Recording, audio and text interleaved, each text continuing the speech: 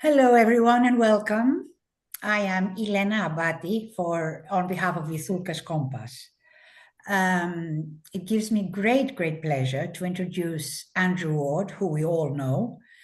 After such a long break, today we will be seeing Andrew presenting a new case, a case of anxiety disorder and recurrent severe panic attacks.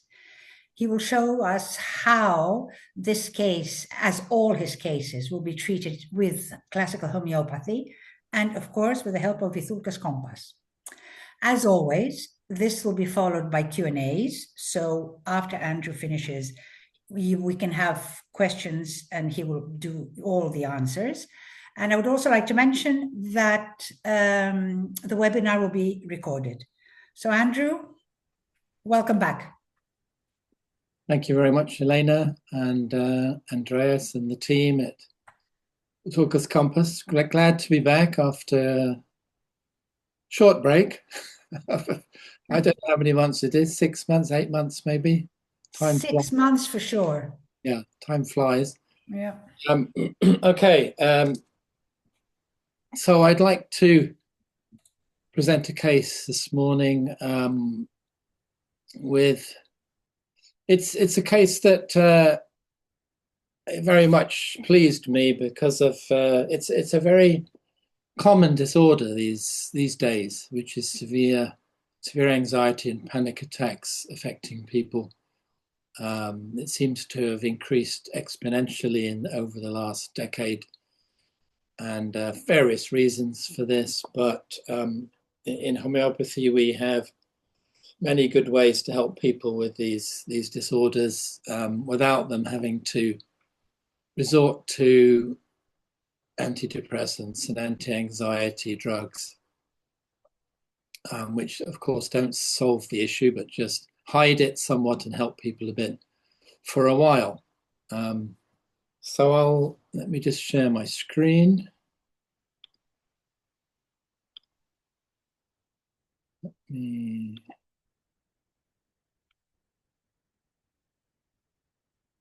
Okay. So we can follow it here on the right-hand side. Now, this was in October last year, so it's over a year now. A 54-year-old female, married with one daughter, presented to me in London with severe panic attacks and anxiety for the last 6 months. So, to give you her history, 2007, she'd had a nervous breakdown after her mother had suddenly died of a heart attack. Now, this also gives us information immediately that she has a sensitivity on an emotional level. Of course, we all would be affected by this, but we wouldn't all necessarily have nervous breakdowns. So you see, grief is a normal thing. That's why it's very difficult to use grief as a rubric in homeopathy because it's such a common human experience. But it's how the person responds to the grief and the trigger that matters. If we go through grief normally, as it were, in stages, it's not pathology, but some people get stuck in grief and can't move on from it, and it affects them in a very severe way. So this bit of information already tells us she has a sensitivity or weakness on the emotional level that's relating to her grief. So this was 2007. 2012, she had hysterectomy and was prescribed estrogen. I believe this was because of fibroids. Yes, fibroids. So there was a full total hysterectomy and then estrogen prescribed. 2012. In 2020, so this is 4 years earlier, her father died suddenly from a heart attack. So again, this same trigger gets triggered off again that she had 13 years previously. Yes, the hysterectomy was performed because of multiple fibroids that gave her flooding periods and much pain. Complete hysterectomy. The first symptoms 6 months ago were tremendous feeling of weight on the chest or pressure feeling in this heart area, the left side of the chest. And this immediately led her to the fear that she was going to have a heart attack. Now you see the predisposition she has, acquired predisposition, because of both her parents dying suddenly of heart attacks. She gets some symptoms that she interprets as maybe I'm having, and goes into a panic. Without that experience, even if you get these kind of symptoms, you wouldn't necessarily start to think you're going to have a heart attack and die. But with her background, she immediately went into this fear. And panics ensued after that, feeling restless, needing to get air, flushes of heat, heart palpitating, and dyspnea, so lack of breath. And this had been going on, as I say, for 6 months, and she'd seen various people about this that weren't really able to help. She was somebody that was very keen on going to the gym for exercise, and this was an interesting thing in her case, that often the exercise would aggravate her anxiety. And she historically had a fear of tunnels and crowds. This would make her anxiety worse. And the underground trains, so the metro, or the tube as it's called in London, she won't use them because it makes her feel panicky. So she's not been able to use the main transport system in London for the last 6 months. Anxiety can also be worse from talking. So too much talking, and she'll start to feel more anxious, and she's worse in company. This is a very important point, is that often people, when they feel panicky or anxious, they want somebody to be with them, talk to console them, if you like. She was the opposite. Worse in company, worse from too much talking, and worse with exertion. So, more history. Her mother was diagnosed with schizophrenia when she was a child. As a result, she went into the care system for 6 months, very early on, and then she was fostered to another family at 10 years old. And then the foster mother died in 2005. So you see that was the first death, then her real mother died, and then her father died.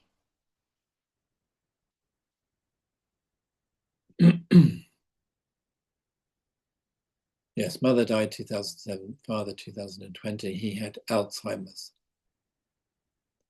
She'd had 2 COVID vaccinations in 2021, which led to a frozen shoulder in the side that she was injected. Fever history. So here, those of you who follow my teaching and that of Professor Vithoulkas will know this important information about level of health and fever. We try to ascertain somebody's level of health through this question to see whether they've been able to produce acute fever in recently.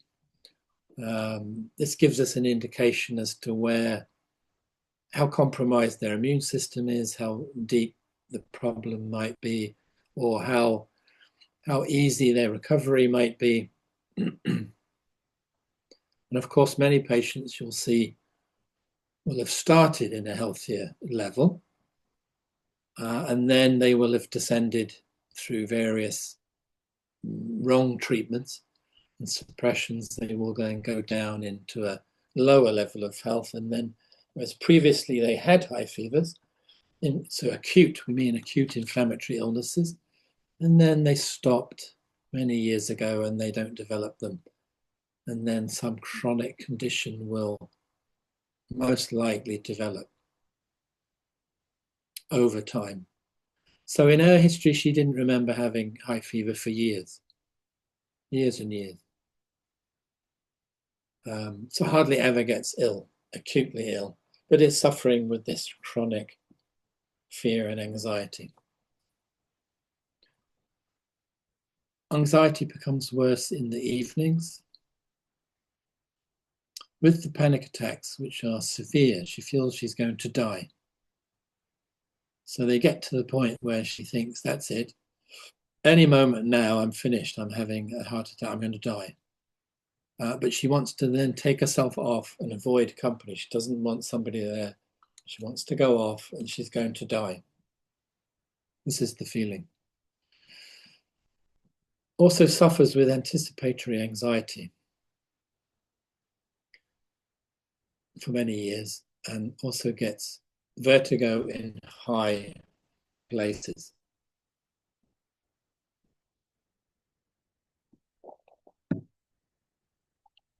So my analysis on this case, we have a lady who has inherited an acquired maintaining cause or predisposition to anxiety.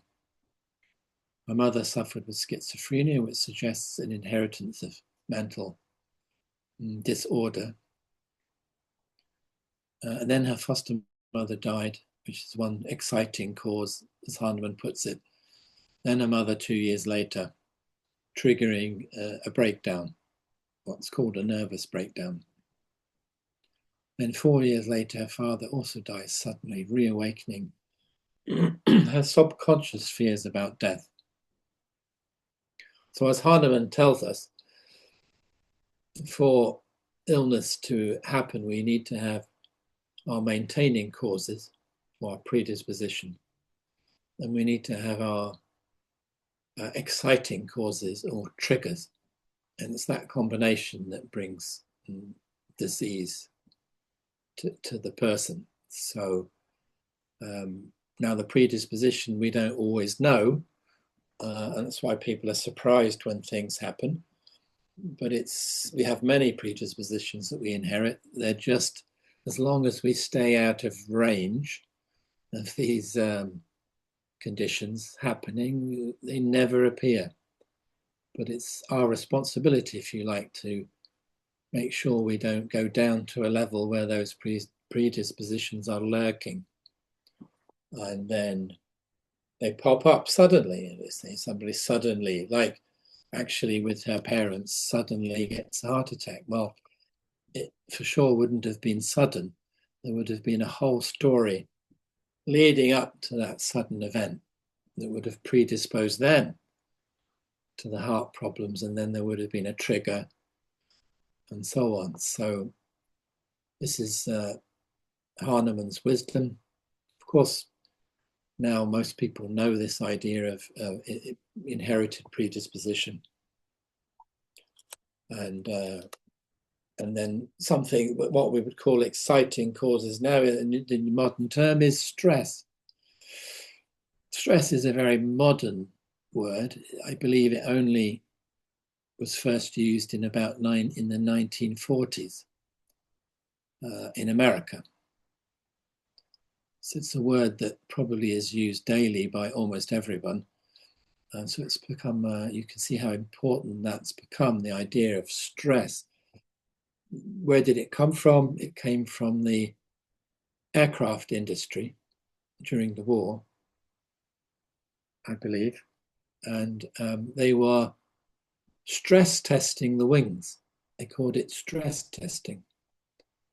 So in order to see how much pressure the wings could take before they cracked and broke, they would vibrate them millions of times until they broke. This was called a stress test. And this term then suddenly, gradually got into the language saying how much stress it's, how much pressure can you take before you crack, is what stress is. And we all have different levels and ability to resist stress and pressure. Some people it's very low tolerance, other people extremely high. And this relates, of course, to the levels of health. The higher your level of health, the more ability to resist stress and not to get affected or triggered by things. So we have lots of triggering factors here.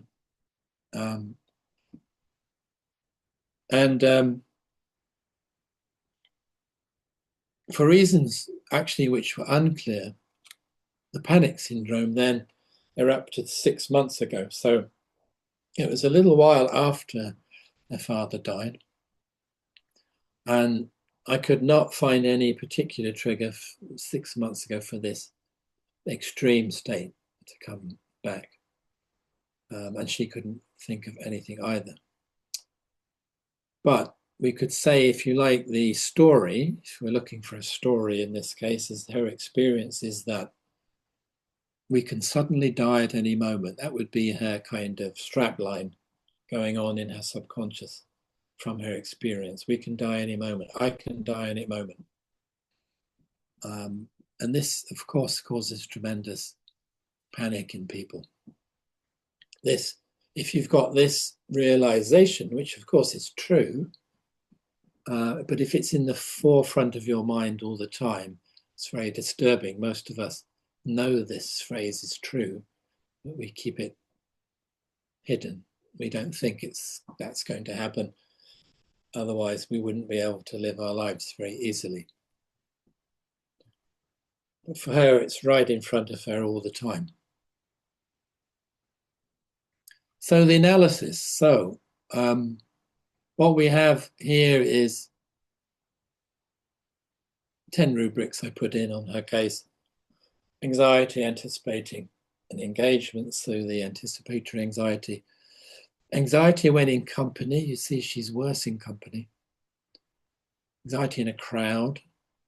Presentiment of death. This is the crucial rubric in this case. The strange, rare, and peculiar, if you like. Presentiment of death. At any moment she's going to go. Fear of heart disease. And then, of course, sudden fear and panic attacks, which is how it's manifesting this stress in her. Fear of tunnels, vertigo, high places. And then I put in a previous problem with the fibroids. Actually, it's not necessary to put that in, but I put it in because that's all resolved now with surgery. And oppression of the chest, which was the original first symptom. And here we put all the degrees. This is important in terms of the algorithms of the program, that you need to give some weighting to the symptoms rather than just putting them all in the same degree. You need to give it some definition. So you've got certain, it's the same concept of underlining. So you're giving certain symptoms stronger emphasis. So here we have emphasis on this imminent death, presentiment of death, and the sudden panic attacks and the oppression of the chest. Now, this is not what you would call a difficult case, but you'd be surprised if 10 homeopaths took this case. You'd probably end up with 8 different remedies because, and I think this is what I try to teach my students, that the difference between what we think a patient needs and what they actually need is huge. And I think a lot of homeopaths get caught up in their theories and ideas and excited about this periodic table and this family and this, that, and what's her central delusion and all this theorizing when they're not actually seeing what's there. It's all that we need to do as homeopaths. It's very, very simple. How is this person's organism presenting her distress from these triggers based on her story? Doesn't matter what we think about her or anything. It's how is she presenting? We have to be completely neutral and see what's there. Doesn't matter what, if it's a mineral or a metal or a flower or nothing to do with it. It's what is the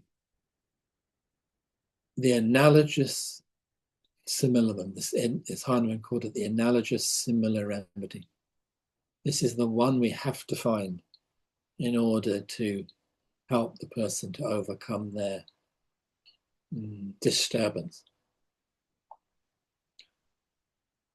So it's not a difficult, I'm sure it's fairly easy for people to understand what remedy we come up with.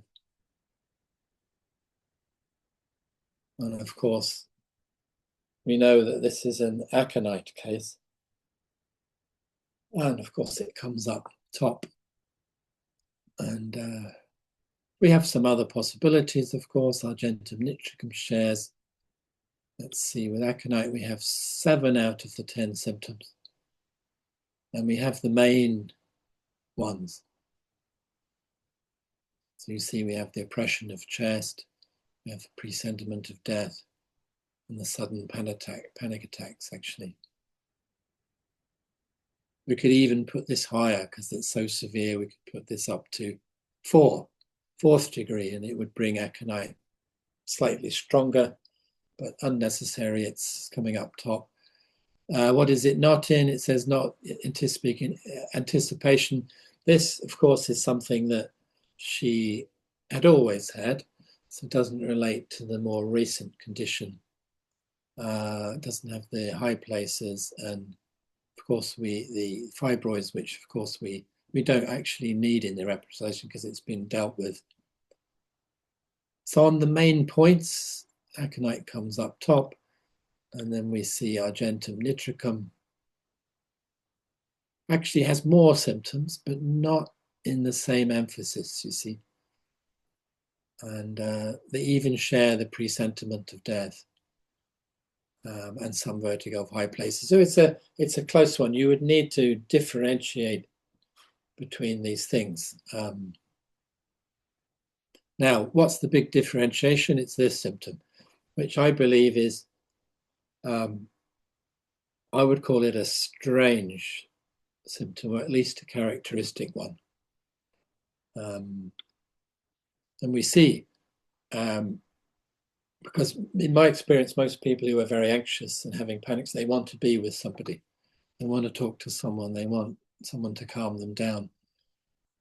This is argentum nitricum, like phosphorus. However, in aconite, you see this interesting symptom, which there's only 7 remedies there. When they're anxious, they don't want company. They're more anxious in company. And we know lycopodium is a bit like this. Ambra grisea we know, but we don't know so much aconite. So this differentiates between aconite and argentum nitricum. And you see the program shows that. It's a very clever program. It shows this extra bit here. You see all these, it's coming down. Kali arsenicosum has a fear of heart attacks, but it's, again, not close enough to this case. Doesn't have all these other things here. And it doesn't have that symptom, anxiety when in company, worse when in company. So that's, if you like, that symptom is a one that you can use as a differential in the case, that the remedy has to be, of the remedies coming, it has to be in that rubric because it's peculiar. And if you remember the paragraph in the organon, that we all should know the number, 153, strange, rare, and peculiar.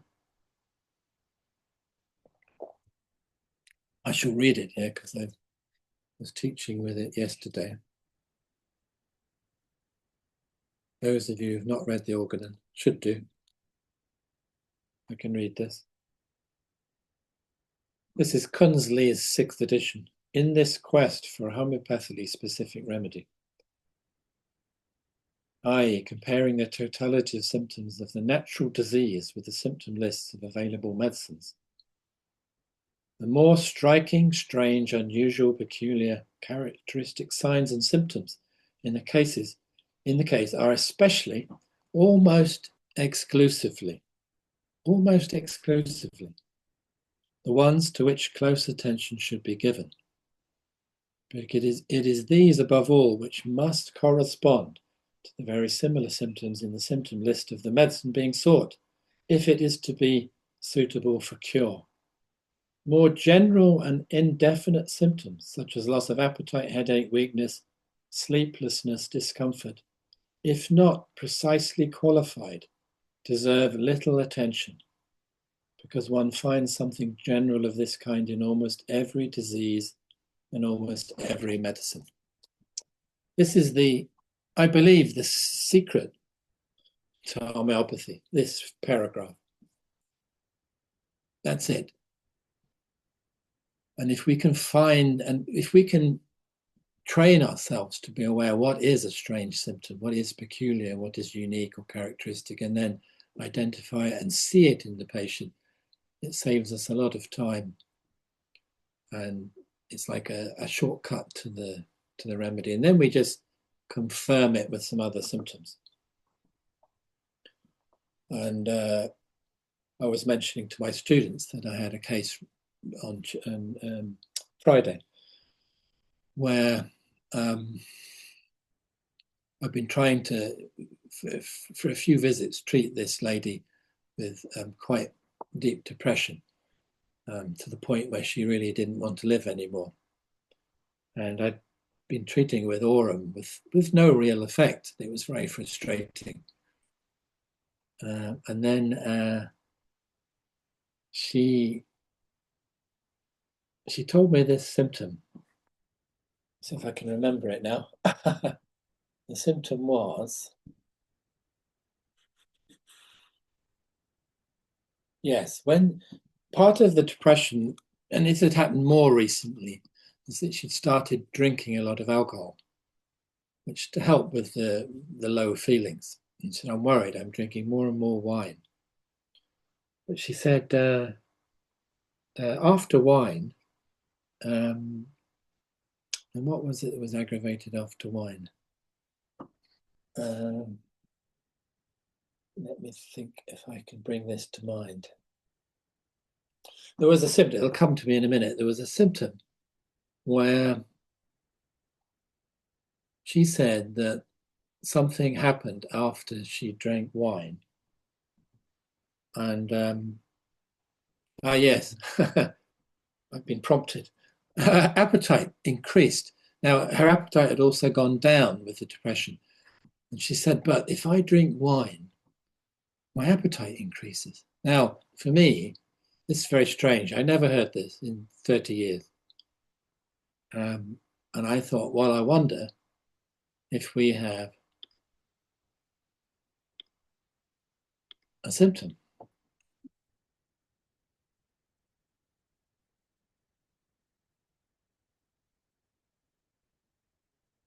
And I'd been thinking of this remedy as a possibility for her as she was talking. I was thinking of the remedy Materia Medica because she was dwelling on some mistakes she'd made. She was blaming herself. She said, life's not worth it. My life's over. I was terrible. I did this. I did that.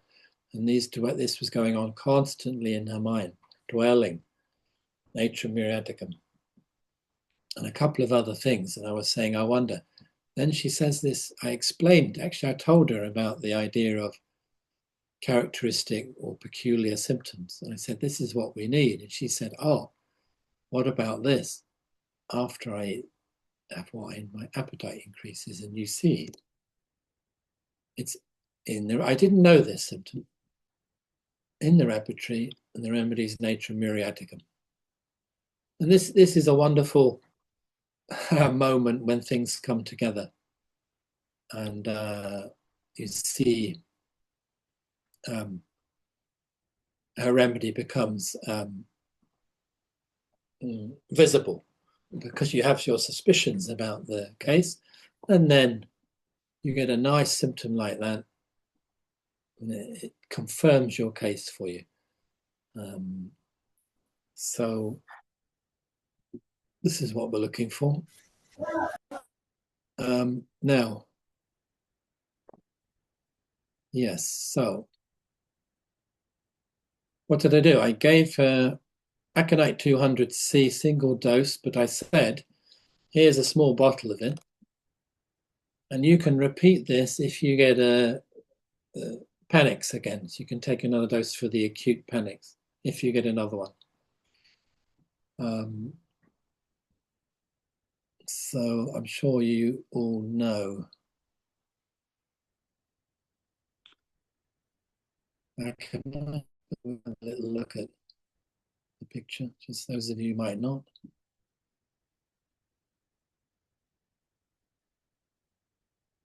So we see exactly the simillimum, you see, accompanied conditions, acute or chronic, fear of impending death, and that death is imminent or near, and most of them arise from fright. Now, this can be a fright to themselves, or it can be witnessing something that is frightful, like people dying. Sudden, you see, sudden appearance. And then you've got all the fears that, open spaces, narrow spaces, tunnels, crowds, earthquakes, etc. Anything that is potentially dangerous and life-threatening. And the panic attacks with all the restlessness and the dizziness and the breathlessness, and etc. Classic panic attacks.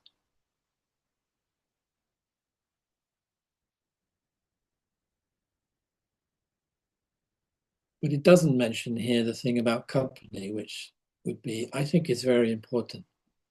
Their anxiety is worse in company. You'll probably see this in Kent. If you look at Kent, he would probably mention this, but he will give a very good description of these panic attacks and awful anxiety with restlessness.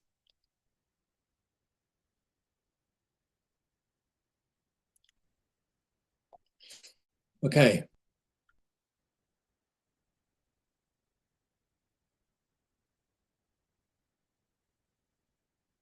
So, follow up, November, 2 weeks later. Anxiety, much more manageable. Before, she put it at about 90% level high, now 40%. So from 90 down to 40 in 2 weeks. Panics are less often and less intense when they happen. All very good signs. After the remedy had an aggravation, which we expect, of course, felt very exhausted for 1 week and had to sleep a lot. Now, this gives us some information on the levels of health. The aggravations that last a week, they will generally be in people in a lower level of health. So short aggravations of a few minutes, a few hours in higher levels of health. So this confirms that she's in a lower level. The fact that she hasn't had any fevers for years, and she's had an aggravation for 1 week. Took the underground train and was not too bad. So this is a big change because she couldn't even go down there. Only random days of higher anxiety, but soon goes. Less anxiety after gym sessions. So remember, she was worse after exertion, too much weight training, she'd get worse. So now this is a bit better. And has taken the remedy once or twice more. So she took it once or twice in the 2 weeks when she had a panic. So of course our prescription here is to wait. It's a very good response. We see an aggravation that we expected it to be quite long. And then we see an amelioration of about 60%.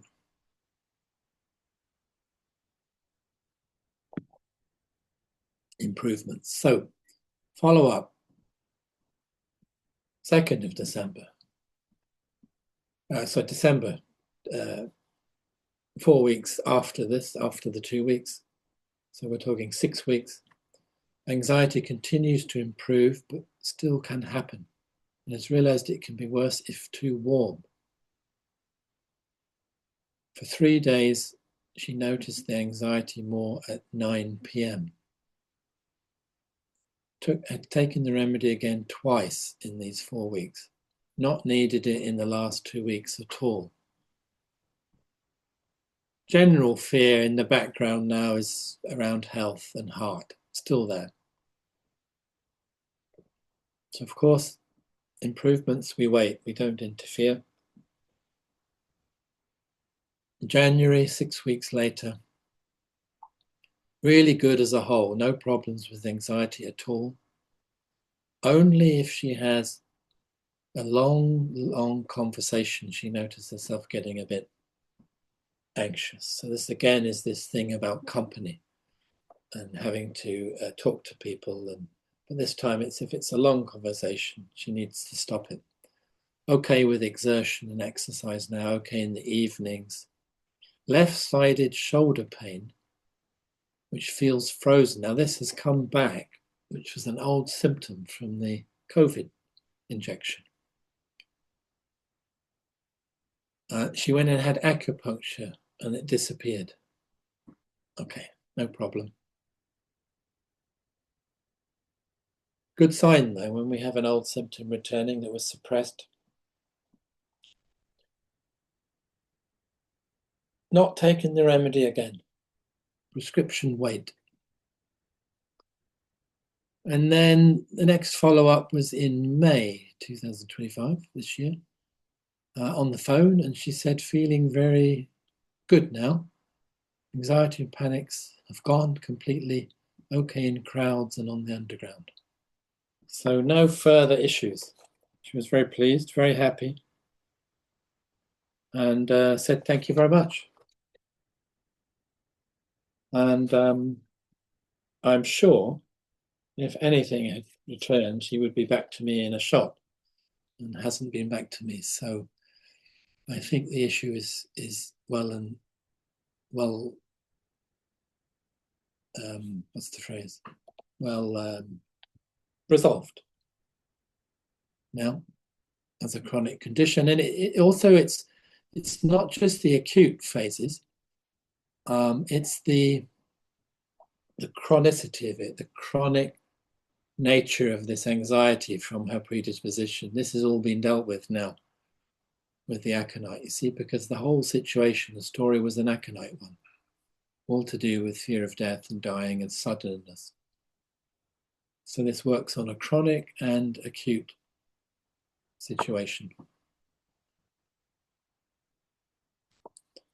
So I would say not a difficult case, but one that I think we need to be able to as I say, not be confused with our other ideas, and to be sure about how similar is the remedy. And then we just have to be patient and wait. We don't necessarily repeat the remedy. In her case, she repeated it a few times when needed. And this just helped the whole situation until it disappeared. Now, I don't know what nice to see her get a nice acute with fever. That certainly didn't happen in this period of time, and who knows, maybe she's had something but hasn't contacted me. But we would expect at some point for her to produce an acute flu or with fever, and then we can be sure that she's really back into a zone, a healthier zone of level of health.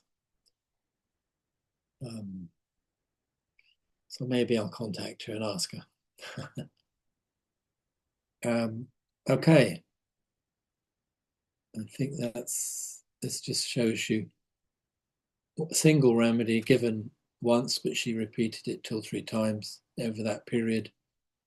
from October till May was the last report. So yeah. Okay, I think we can leave that there and open the forum to questions. Okay, Andrew. So let me begin with the first question, which, okay, it's not directly involved with the case, but the question is, what would be the minimum and maximum number of rubrics that you would take before analyzing a case in Vithoulkas Compass? Well, it is a good question. I mean, like in any repertorization, the more rubrics you have, the more possibly more confusing it may get. So you don't want to be having 30 rubrics in your repertorization. I would say the optimum is about 10 in a case, no more than 10. Because you remember, you're trying to select characteristic rubrics and symptoms rather than just putting everything in. Luckily, the program works well anyway. Even if you put in common symptoms, it'll still bring out the emphasis on the right remedy. So, this is one of the benefits of the program. But of course, the more common stuff you put in, the more diluting of the case you get. So try to be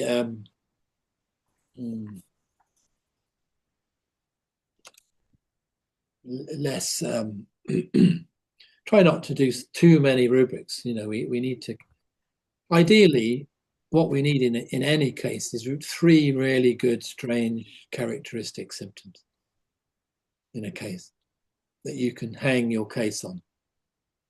The rest are less important. If you can find 3 clear mental or physical generals or peculiar symptoms, this is perfect. But I would say I tend to try and limit it to about 10. Okay, so the same user asks and says that, as you said, 10 homeopaths would have come up with 8 different remedies. So even when we're all students of the academy, the International Academy, and using Vithoulkas Compass for analysis, how would we deal with the problem in homeopathy? Well, there shouldn't be a problem if people are taught correctly and have the right information and are able to use repertorizing properly. 10 homeopaths should come up with aconite. I mean, that's the standard we're trying to get to. But of course, there are courses where there are all sorts of stuff taught where, somebody will make a decision early on in the case that it needs to be an animal remedy. Well, they're going to miss aconite, aren't they? Because it's a plant. It's a Hahnemann warned against this. He said it's all theorizing, and you're and of course they may give ostrich feather or something, and the patient comes back and says, "Oh, I'm much better," but it's not the same. It's placebo effect, you see, and you'll find that doesn't last, or it doesn't really resolve the problem. The person gets triggered again, and the whole issue comes up. So to get real change and cure, we need to get the Simillimum, and we need real provings. And so I believe there are standards. Okay. So Armando Rivera asks whether menopause insomnia is or is not considered, and how many drops were considered in the prescription. This wasn't drug. This was pills. Okay. I tend to use pills, so it would have been a single dose. So 1 or 2 pills as a dose, single dose. And no, menopause not considered, because you have to consider what's presenting. That's all. It doesn't matter if she's in the menopause or not. It's irrelevant. What's in front of you? What's, as I said, you've got to see what's there, not what you think is there. Okay, so now we have another question, which is Georgiana Rackle, and she says, and she asks, I did not have this therapeutic attitude about repetition of the same dose during flares up. Would a stronger dose in the beginning do it more simply? And if a stronger dose would allow only placebo during the attacks? Yeah. Well, that's one option, is you can give placebo. Whether or not that'll work, I don't know. But the question of if you gave a higher potency, would it have stopped the flare-ups? I don't know. Again, we don't know. Possibly, but not necessarily. And with such sensitivity, the flare-ups can come suddenly. And my experience is that you can repeat the remedy at that time as an acute prescription, just pushing it a bit further. Okay, and here's another question. How do you trust the patient with not repeating the medicine too often and thus messing up the case in such situations like anxiety? Yeah, well, that's a good question. You have to be careful. You have to judge how much of a hypochondriac the patient is, and then you don't give them a bottle, or you give them placebo, because then that's okay. They can take that. But if you feel that the person is quite sensible, understands, you talk to them about it, you explain it. If you take it too often, you might get worse, and that usually puts them off. So yeah, it's not every patient that you would do it with. It's true. Okay, and now another question. Did you have her surpass the repetitions of the remedy? No, Okay. no. Another question. She was prescribed estrogen in 2012. Do these hormones fall under allopathic that day around with vital force? Well, she'd had a total hysterectomy, so she will have needed some kind of hormonal replacement. Well, that's their protocol anyway. So I didn't get any sense that it was a problem for her. So, but of course, it is an allopathic. Well, it's a supplement, if you like, hormonal supplements. So, but I didn't feel it was relevant in the case, in what was happening now. Okay. Another question. Does acupuncture antidote homeopathic remedy? In this case, not. And she went and had the acupuncture on the shoulder. That didn't antidote her case. So I can't say I've ever seen it antidote. I guess the question is, you would hope that having acupuncture isn't suppressive. So when the pain came back, actually, if she'd waited, it probably would have gone away. We don't know. But having the acupuncture, you would hope, isn't a suppressive thing, and it cleared it up as a local condition. But certainly it didn't antidote this case. Okay. So you prescribed one single time aconite, 200C, but the patient repeated the remedy. Did this repetition have any effect on the improvement of the condition or no effect? Yes, for sure. I think it gives the organism a bit of a push, extra push, because the picture stays the same, but it's less. So you push it a bit further, and she only needed to take it 2 or 3 times. That was it, and then it was over. So I believe yes. Okay. So here's another question. Why were there no generalities included in the repertorization? Well, her case was very one-sided. It was all mental, emotional, fear, anxiety, panic. There weren't really very many generals. So, it's mainly it was mental mental symptoms. This is where she was suffering. So this is where you focus. Okay, and now another question. How do we make sure we're all using the same rubrics when prescribing a case using Vithoulkas Compass? Well, if you're using Compass, you will all have the same rubrics. You mean choosing the same rubrics? That's a matter of education, learning how to, of course, how to choose the appropriate rubrics. So translating the patient's symptoms into rubrics is part of the art of homeopathy and takes experience. Yeah. Okay, and another question. How often would you repeat the same potency? Well, not often. I mean, in this case, I gave it once and she repeated it 2 or 3 times. So, and I think it's valid to do it in this case. In general, I don't repeat remedies unless the case has stalled and remain the same picture or relapse. Then you repeat. Otherwise, there's no need to repeat a remedy. I guess also there are cases when more serious pathology, when people are taking a lot of medical drugs. Then in this case, I will repeat a remedy whilst they may be reducing their medications. And in this case, I will get them to take drops where the remedy is succussed.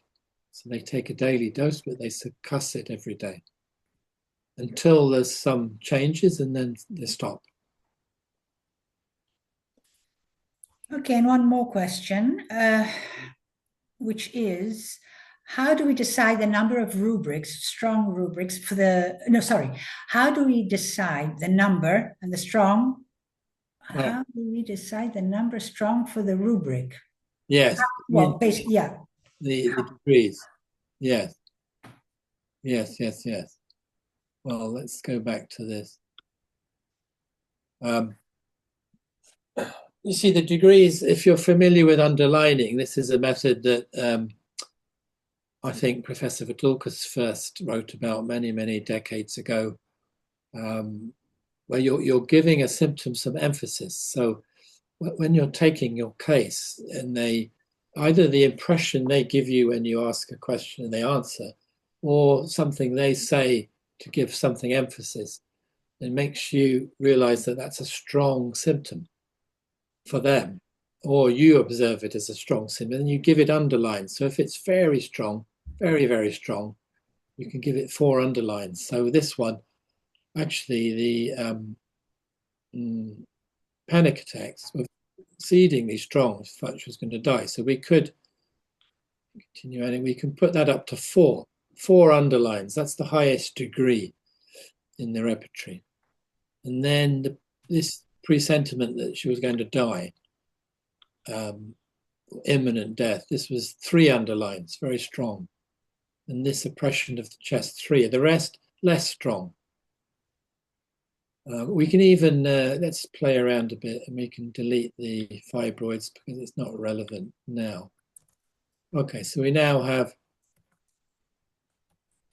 9 symptoms and we've chosen the degrees. And then we can say, okay, we say the anticipating is a common thing and it's been a long time. So we can say that's quite a low degree. So like 1 underline.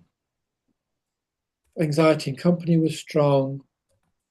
Fear of heart disease was quite strong. Fear of tunnels, vertigo, high places. Okay, so if we go to solve it now, of course, there's not much change. Aconite even stronger. And now we see these 2 have swapped round in order, but we still see that aconite has 7 out of the 9. And we see the match here, you see, this symptom. See aconite in black, bold black. It's that sudden panic attacks. It's the first remedy to think of. So you're giving it that emphasis and it matches, you see. So that puts it higher in the algorithm. And then all these other things match very well. Oppression of the chest, aconite. Presentiment of death, aconite. So you've got your 3 symptoms, actually. You could just use 3. Sudden panic attacks, presentiment of death, oppression of chest, aconite. Easy, really. We're trying to keep things simple and easy. Yeah. Okay, so one more question. Wasn't there any strong food preference, aversion, or desires to affect the anxiety? No. No, the only thing that affected the anxiety was too much exercise and company. Nothing to do with foods. Okay, Andrew, I think that's it. We don't have any more questions. We had one question about why is Vithoulkas Compass so expensive, which I don't really agree it's that expensive. Not expensive at all. It's the opposite. It's very reasonable. So I don't know. That's an odd comment, but anyway. Okay. Yeah, I just wanted to, mention that. So, and I will give you one last question and then we'll close, which is the proposed remedies section. We see a tag that says all large, small, and notable remedies. When do we use the large? When do we use the small? And when do we use the notable? Huh. And then we close for the Q&As. Yes, it's a good question. There may be some help on this page about this. Maybe Andreas could say. Yeah, go to the question mark. Bravo. Question mark now? Yes, here we are. So it gives you a bit of information. Click large to see only the large proposed remedies. So that means they're like the main polycrest type remedies where we have more symptoms. And we see small to see only the small proposed remedies. So these are lesser known remedies or with lesser provings or won't come up so much. And then you see notable to see remedies that are below the 5th position of the proposed remedy list. Yet, in cases where the required remedy proves difficult to confirm, might require some special attention because they may have one or more keynotes or specific symptoms within your case analysis. So there's the answer. Okay, so Andrew, as we bring today's webinar to a close, I would like to thank you very, very much for another extremely interesting case after so long, after 6 months. And we also, Andrew and the whole team, the Vithoulkas Compass team, also want to thank everybody for their participation, which without them, we wouldn't be able to do this webinar, obviously. And we hope that you all enjoyed this case and hope to see you very, very soon. Thank you very much for your time. Thank you, everyone. Bye. Bye.